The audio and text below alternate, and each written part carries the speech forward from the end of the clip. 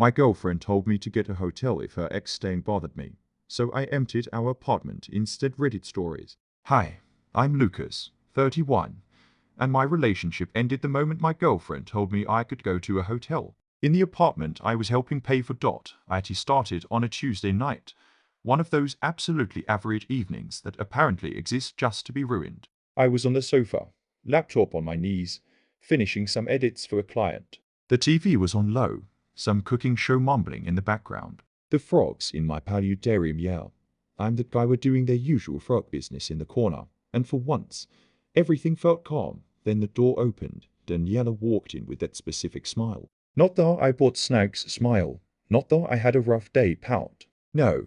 This was the I've already decided something, and you're going to accept it, Mile. Any guy who's lived with someone long enough knows exactly what I'm talking about, Lucas. We need to talk, she said, dropping her bag on the chair I bought and sitting down way too close. Like proximity was going to soften whatever she was about to say.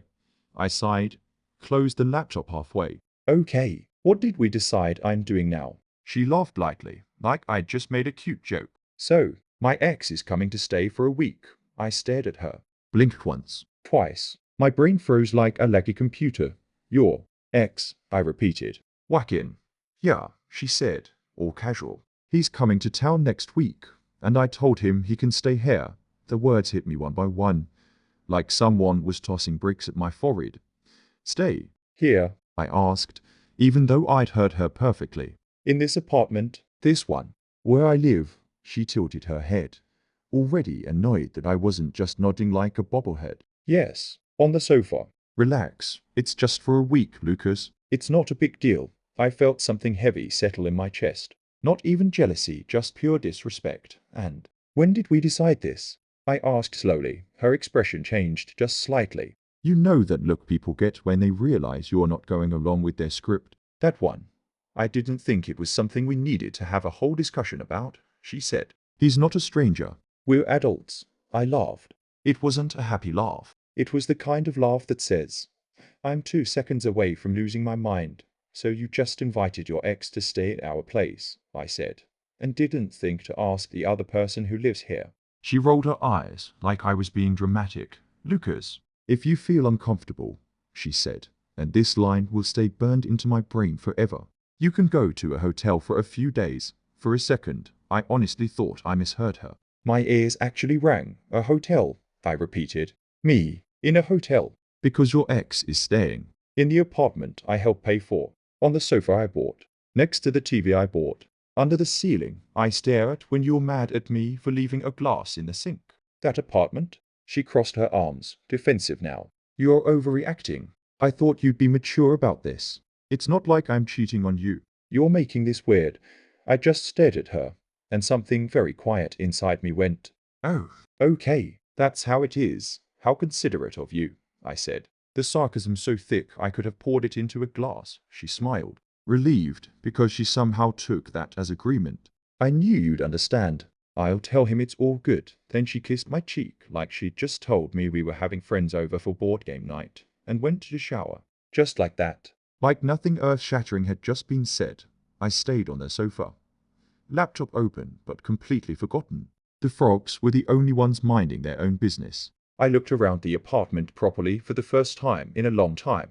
The sofa, mine. The TV and sound system, mine. The desk, mine. The paludarium, very mine, paid for with a chunk of my soul and most of a tax refund. Half the rent, also mine every month on time. Her apartment on paper, sure, but the life inside it. I'd built at least half of it. We went to bed like normal. She fell asleep in 5 minutes flat, turned on her side, hugging her pillow, breathing slow and steady.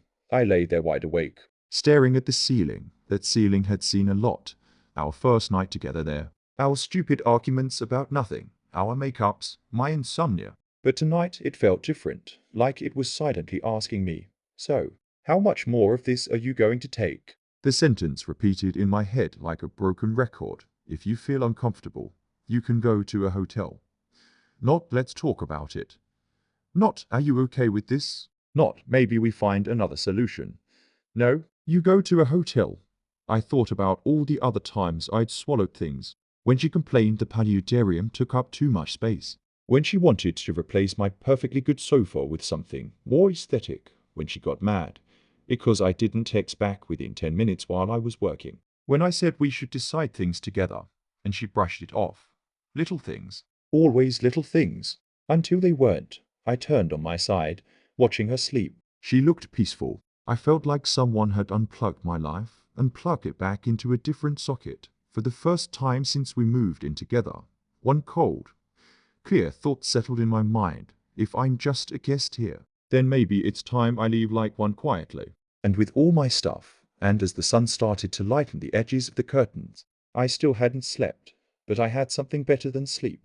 A decision by morning. The decision had hardened like concrete. I wasn't going to argue. I wasn't going to plead for respect in a place that apparently wasn't mine. I was just going to walk out with everything that was. Daniela left for work at her dental clinic around 8. The usual kiss on the cheek. Her mood sunny as if she hadn't just casually kicked me out of my own life. The door closed, and the silence that followed was the kind that hums in your bones. I stood in the middle of the living room and scanned it like a general before retreat. The sofa mine. The sound system mine. The TV, desk, office chair. That framed poster from Berlin she said didn't fit the vibe mine. Even the mattress was mine. What she brought here could fit in a hatchback. It wasn't rage anymore, just clarity. I sat down with my coffee and laptop and typed moving services near me. The first company that popped up had an ad saying, "We handle your things as if they were priceless art." Sounded perfect for my frogs. I called. A woman named Carla picked up. Voice smooth and professional. "I need to move almost everything out of my apartment quickly," I said. "Preferably while someone's not around." There was a pause, then a knowing little chuckle. "Breakup move." "Something like that." She said they could come in 2 days and even store everything in a climate-controlled facility until I decided on a new place.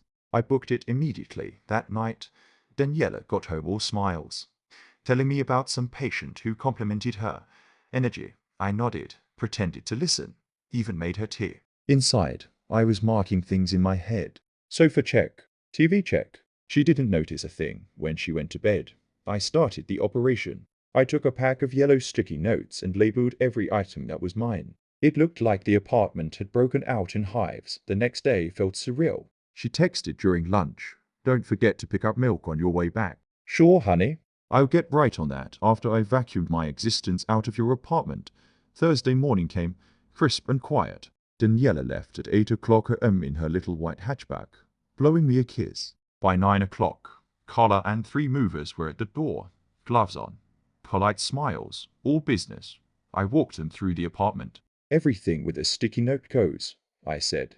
They nodded and got to work with military precision. Wrapping, taping, carrying, labeling. The paludarium got special treatment. They created it like a museum piece. Watching them strip the place bare was unsettlingly satisfying. Each empty corner felt like air rushing back into my lungs. The carpet imprint where the sofa had been looked like a ghost, and for once, I was fine with haunting her, instead of being haunted by her moods. By noon, the apartment was almost empty. The sound of packing tape echoed like a drumbeat. I checked each room, making sure I hadn't missed a single thing that had cost me time, money, or peace. Bedroom bare except for her nightstand. Kitchen still functional but soulless. Living room emptier than her empathy. I stood in the doorway, looking at what used to be our home. It looked more like a hotel room after checkout. The only thing left to add was a little parting gift.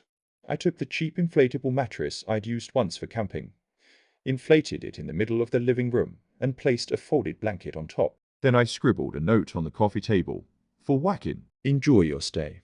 I couldn't resist smiling as I left it there. By 1 o'clock p.m. The movers were gone, and so was I. The suite I'd booked looked like something from a movie. Glass walls, skyline view, a jacuzzi big enough for regret, and a minibar that promised poor decisions. I dropped my suitcase, flopped onto the bed, and just lay there, staring at the ceiling, laughing quietly, not bitter laughter this time. Later, I ordered room service, poured a whiskey, and toasted to myself. To the hotel she suggested, I muttered, raising the glass. "Cheers." The first message from her came that evening. Then another, and another. "Where's the sofa? Where's the TV? Lucas, what did you do?" Then, "This is theft. Bring everything back or I'll call the police." I didn't reply. I just turned off my phone, leaned back, and let the city lights wash over me. For the first time in 2 years, I felt something that wasn't resentment, confusion, or exhaustion. I felt free. The next morning, freedom tasted like hotel pancakes and strong coffee.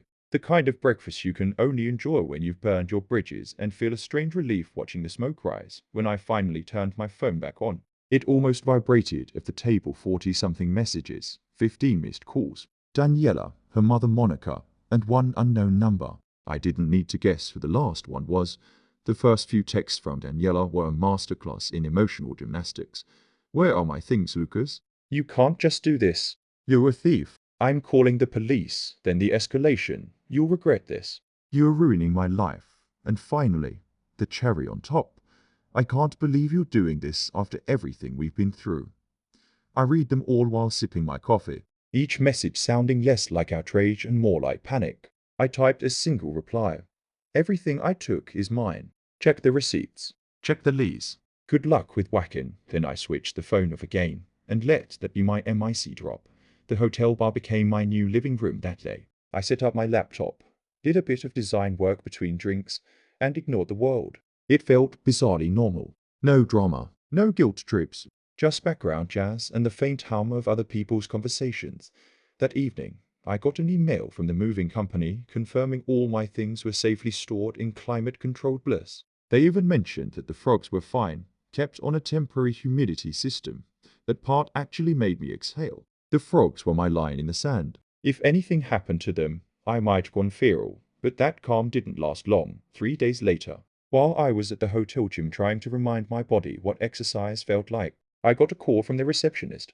Mr. Alvarez? There are 2 ladies here asking for you in the lobby. I froze, towel halfway to my face. I didn't need a description. I came down in gym shorts and a t-shirt. Hair a mess, and there they were, Daniela, furious and pale, and Monica, her mother, radiating the kind of energy that could power a small city if converted into pure rage. Monica spoke first, of course. Lucas, how dare you treat my daughter this way? Hi, Mrs. Drama, I said dryly. Nice to see you too. Daniela stepped forward, waving her arms. You left the apartment empty, Lucas. Empty. I have nowhere to sit. No bed, nothing. What am I supposed to do? I looked at her, completely calm.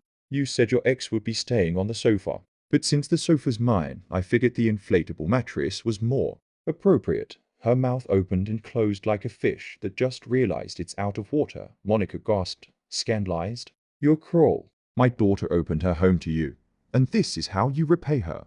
I laughed softly. Opened her home?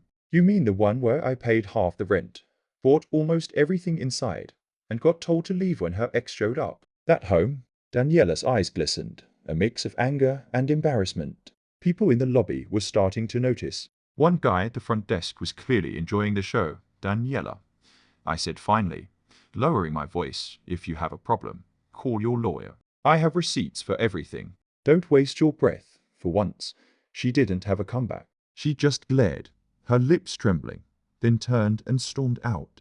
Monica followed, muttering something about me being heartless when they were gone. The receptionist looked at me and said, deadpan, that was something. Yeah, I sighed. You should have seen the prequel, back in my suite. I didn't feel victorious, just hollow. It's weird how even when you know you did the right thing, breaking away still feels like tearing a bandage of skin you didn't realize was wounded. That night, my phone buzzed again. This time, it was from Pablo, a mutual friend. Hey bro. His message read, Daniela's a wreck. She's saying you took her stuff. People are talking. Also, Wakin's already there. I froze mid-sip. Wakin is there, I typed. Yeah, he showed up yesterday. She told everyone you abandoned her. I laughed, but it came out dry. So she invited her ex to stay in a furniture showroom. Pretty much, he replied. She's got him sleeping on that inflatable mattress you left. I actually had to put my drink down because I was laughing too hard. Daniela had wanted me gone so badly she ended up hosting her ex in a hollow apartment. No couch, no TV, no comfort, just her choices echoing of the bare walls. And maybe that's when it really hit me. This wasn't about getting even. This was about finally stepping out of a story where I'd been cast as the supporting character. Because for the first time in years, I wasn't reacting to her chaos. I was writing my own script. The next few days were quiet, eerily quiet. No phone calls, no hotel lobby ambushes, no emails. I half expected Daniela to show up again with a marching band of lawyers, her mother, and maybe a priest to bless the crime scene. But nothing. So I did what any newly liberated man would do. I enjoyed it. I worked from the suite's desk with a skyline view. I ate absurdly expensive room service breakfasts. I even took a long soak in the jacuzzi while watching TV, just because I could. Every minute of it tasted like sweet, fizzy revenge still. I knew the silence was temporary. Daniela wasn't the let it go type. She was the let me text everyone we know and rewrite history type. Sure enough, by the end of the week, the messages started again. This time they weren't just from her mutual friends, were now in the mix. Pablo texted first. Bro, I don't know what happened, but Daniela's telling people you cleaned out the place out of spite. Then Laura, one of her co-workers who used to invite us to game nights. Lucas, I always thought you were nice. Why would you do that to her? And finally, Monica's email. A long, dramatic monologue that could have been titled, The Suffering of My Innocent Daughter. It began with, I raised Daniela to trust people. And you have shattered that trust. And ended with, you will be judged one day. I didn't even make it to the middle. Deleted it halfway through. The best part, though, came 2 days later, when Pablo called me again. Trying not to laugh, Jude. He said, you're not gonna believe this. Waking's gone. Gone as in packed up and left after 2 days. He told someone at the CF downstairs that the apartment felt like a storage locker. No furniture, no plates, nothing comfortable. He said it was psychologically hostile. I almost dropped my coffee. Psychologically hostile? He's not wrong. Daniela's losing it. Pablo continued. She's saying you cursed the place. I chuckled. If she thinks silence and consequences are curses, then sure, guilty as charged. After that call, I knew it was time to move forward literally. I'd already found a small new apartment. Bright, modern, affordable, with space for my paludarium. I signed the lease that afternoon. The movers brought my stuff from storage the next week. And when they set the paludarium in its new corner by the window, it hit me this was my space. My sofa, my TV, my frogs, my piece, for the first time in forever. I didn't have to negotiate for shelf space or hear passive-aggressive sighs every time I left a glass in the sink.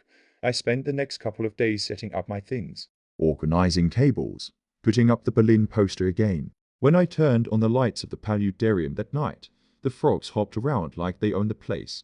Honestly, they did. Then came an email from Daniela.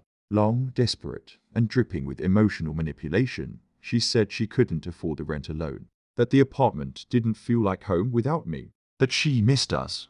Then the kicker. Maybe we can talk. I know I overreacted about whacking. I stared at the screen for a while. A part of me, the tired, nostalgic part, almost wanted to answer. But then I remembered how she'd looked at me the night when she said I could go to a hotel. The indifference in her voice. I deleted the email. No reply. 2 days later, I got a letter from her lawyer. Or rather, her attempted one.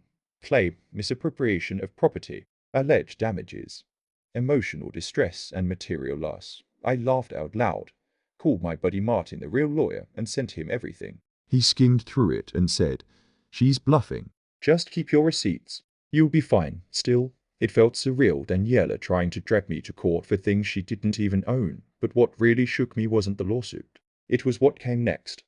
The next afternoon, while I was hanging a shelf in the new place, the doorbell rang. I opened it and froze, standing there, looking way too uncomfortable to be casual, was Joaquin, her ex, the man himself. I honestly thought my brain was short-circuiting. There he was, Joaquin, the ghost who started this entire disaster, standing at my door, hands in his pockets, expression halfway between guilt and pure confusion. Hey, he said. Just that. The saying, hey, people use when they bump into someone they owe money to. Wow, I said, leaning on the doorframe. If this is a social call, you're about 2 plot twists too late. He looked down, rubbing the back of his neck. Yeah. I know this is weird. Can I talk to you for a second? Against my better judgment, and because I was morbidly curious, I stepped aside and let him in. He stood awkwardly in the middle of the living room, glancing around. Nice place, he said, his tone careful, like he was afraid to set off an emotional landmine. Way better than how Daniela described it. I laughed. Yeah, I imagine she didn't paint me in the best light. He shook his head. No, she didn't. But after what I saw this week, I get it. That piqued my interest. You get what, exactly? He sighed, sinking into the sofa like someone who hadn't slept. Look, I was supposed to crash there for a week, right? I show up, and the apartment's empty. No sofa, no dishes, no TV, just an inflatable mattress and a sticky note that said, "Enjoy your stay." I thought it was a joke at first. I smirked. Not a joke, more like poetic justice. He nodded, chuckling weakly. Yeah, I figured that out after day one. But Daniela's not okay, man. She's been spiraling. She told me you robbed her. But when I asked for proof, she just started crying, saying everyone turns on her. I raised an eyebrow. And what did you say? I said maybe she should thought before inviting her ex to stay with her boyfriend still living there. I had to admit I didn't expect that from him. You actually said that? Yeah, he said, and gave a small shrug. And that's when she told me to get out. So I packed and left. Honestly, I don't even know why she wanted me there. I think she just wanted attention. Or maybe to test you. Whatever it was a mess. I studied him for a moment. The guy looked genuinely uncomfortable. And for the first time, I didn't see him as the villain of my story. Just another victim of Daniela's endless need to control everything around her. He leaned forward, elbows on his knees. Look, man, I'm not here to stir anything up. I just wanted to tell you whatever she says. I don't buy it. You did what you had to do. She's intense, intense, I repeated, smiling wryly. That's one way to put it. He stood up, ready to leave. Anyway, I wanted to say sorry for being part of that mess. I shouldn't have agreed to stay there. It was dumb. It's fine, I said, shaking his hand. You actually did me a favor. He gave me a puzzled look. If you hadn't shown up, I might have kept pretending things were okay, I said. So, thanks for speeding up my enlightenment. He laughed quietly, nodded, and headed for the door. Good luck, man, he said as he left. She's not gonna let go easy. I know, I said, closing the door behind him. She never does, after he left. I stood there for a moment, listening to the frogs croak softly from the paludarium. The air in the apartment felt still, peaceful, like the last ghost had finally exited the building. I thought that was the end of it, but the universe, as usual, wasn't done testing me. 3 days later, I came home from a client meeting to find an envelope wedged under my door. No return address. I opened it and nearly laughed out loud. It was a printed letter from Daniela's new lawyer. Cease and desist notice for emotional damage and reputational harm, apparently, by publicly humiliating her. Read, taking my own stuff. I had caused her mental distress and defamation among peers. I sat on my sofa, shaking my head. She was really going for the sequel. I called Martin. She's doubling down, he sighed. Send it over. And Lucas, keep every message she sent. If she keeps contacting you, we'll file for a restraining order. That sounded dramatic. But after the hotel scene and the endless harassment, I didn't argue. And sure enough, the next day, the chaos showed up in person again this time. Not at a hotel lobby. At my new building, Saturday afternoon. I was halfway through setting up my new monitor when the intercom buzzed. Mr. Alvarez, the doorman said, voice uneasy. There are 2 women downstairs asking for you. They say it's urgent. I didn't need to ask who. I could feel my blood pressure spike just from the word two. Let me guess, I said. One's yelling, the other's crying. A short pause. Ah. Yes, sir. Don't let them in. I hung up. 30 seconds later, my phone lit up with an unknown number. Her, obviously. I didn't answer. Instead, I opened the window and looked down from the 3rd floor, and there they were, Daniela and Monica, in the flesh. Daniela in her dramatic black coat like she was auditioning for a breakup scene in a telenovela. Monica beside her, arms crossed, scanning the building like she was deciding which brick to sew first. Daniela shouted something I couldn't hear through the glass. So she did the logical thing. She called me again, Lucas. She screamed when I picked up, her voice trembling with fury. You can't hide up there. We just want to talk. You've been wanting to talk for weeks, I said flatly. All of them start with threats and end with tears. I'm not interested. Don't you hang up on me. You stole from me. I have a lawyer now, Lucas. You can't just. I hung up. She called again. I declined it. Then came the text barrage. Coward. I loved you and you're acting like this. You'll regret this. You're emotionally abusive. Classic Daniela. Rewriting the script mid-scene. Then came the knock on the building's front door, loud, furious, constant. I could hear her yelling at the doorman. Monica's voice carried too, all indignation and martyrdom. "You're protecting a thief. My daughter deserves justice." I started recording on my phone, just in case. 5 minutes of chaos later, they finally stormed off, still shouting threats about police reports and divine retribution when the silence settled. I called Martin. "Yeah," I said. "It's time." He sighed. "Restraining order." Restraining order. 2 days later, I filed it. And let me tell you, nothing kills a toxic ex's performance entity faster than a piece of paper that says stay 100 meters away. From that moment, the direct harassment stopped. No more unannounced visits. No more calls from hidden numbers. But she didn't vanish completely, oh no. Daniela just changed tactics. Suddenly, mutual friends begin reaching out. First Pablo again. "She's saying she wants closure, bro. Maybe just meet her once." Then an old coworker. "She told me you won't even talk to her. She's not sleeping." Even one of her cousins I barely knew sent me a Facebook message. "Lucas, she's in a dark place. Please talk to her." I didn't reply to any of them. Martin had told me not to engage. Every word you say will be used against you emotionally, if not legally. He'd warned. So I stayed silent. And with each ignored message, I felt something shift inside me. A layer of guilt peeling off. One night, sitting on my sofa, beer in hand, I looked at the paludarium glowing softly in the corner. The frogs were calm, the plants lush. My own little world self-contained, balanced. I thought back to that night on Daniela's couch, when she told me to go to a hotel if I felt uncomfortable. Back then, I thought I was losing everything. But here, in this quiet space that smelled faintly of new paint and freedom, I realized something different. She hadn't kicked me out of a home. She'd freed me from a cage I didn't realize I'd built around myself. Still, peace never comes without one last test. A week later, I got an email from Martin with the subject line, "Good news finally. Daniela's lawsuit had been dismissed, completely baseless, lacking evidence, thrown out before even reaching a hearing." I grinned. Then I got a text from Pablo 5 minutes later that made me grin wider. "She's moved out," he wrote. "Got a roommate to cover rent. But she's still telling people you ruined her life." I typed back, "She can keep the narrative. I'll keep the furniture." That night, for the first time in months, I slept without checking my phone once, but just when I thought the curtain had finally dropped. The universe delivered one last encore. A real surprise, because a week later, when I came home from grocery shopping, there was someone waiting by my door, someone I definitely didn't expect to see again. I almost dropped the grocery bag. Standing by my door, hair tied back, hands jammed into the pockets of a denim jacket, looking like someone rehearsing a difficult speech, was Daniela. She wasn't dressed for war this time. No angry red lipstick, no theatrical stunts, just jeans, sneakers, and that tired, hollow look of someone who's run out of things to throw.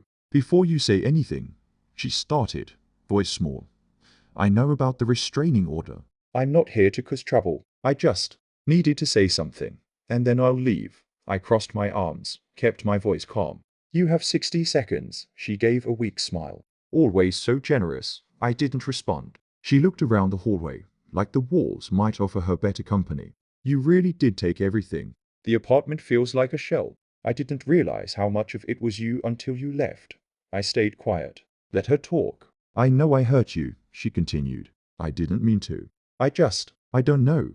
I get scared when I'm not in control of things, and I end up pushing people away. I thought letting Watkins stay would prove I was in charge of my own life.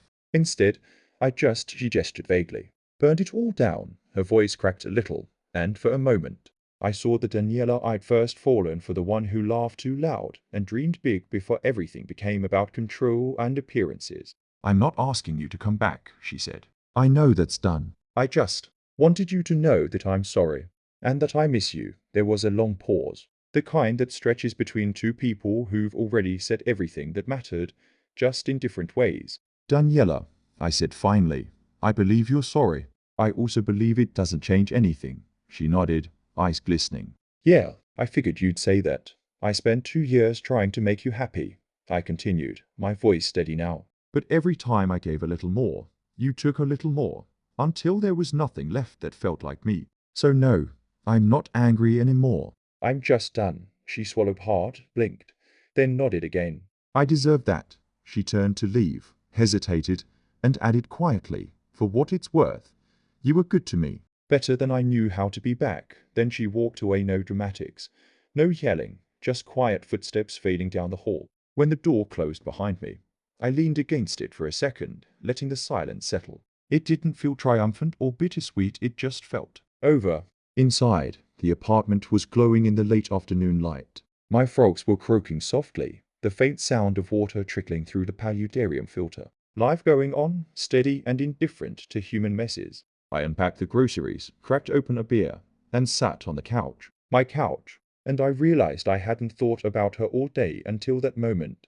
That night, I took a long walk through the city. No destination, no deadline, no one waiting for me to justify my choices. I passed couples arguing on sidewalks, people laughing at CAF tables, the usual late-night rhythm of other lives colliding. And for the first time, I didn't feel like I was missing out on something. I felt like I'd finally stepped out of a storm into clean air. By the time I got home, I knew exactly what tomorrow would bring. The final goodbye. The next morning, I woke up before the alarm. No noise, no tension, no half-asleep dread wondering which version of Daniela I'd get that day. Just quiet sunlight spilling through the blinds and the soft hum of the paludarium filter. I brewed coffee, opened the window, and let the city breeze roll in. It smelled like a fresh start. Martin called mid-morning to confirm the restraining order was officially on record, and the case was permanently closed. She can't contact you anymore, he said. Legally or emotionally, you're free. Yeah, I said, staring out at the skyline. Feels like it. After we hung up, I stood in the middle of my living room, surrounded by everything I'd fought to reclaim: the sofa, the sound system, my desk, the ridiculous frogs. Each thing looked ordinary, but together, they were proof of something. I hadn't just escaped Daniela.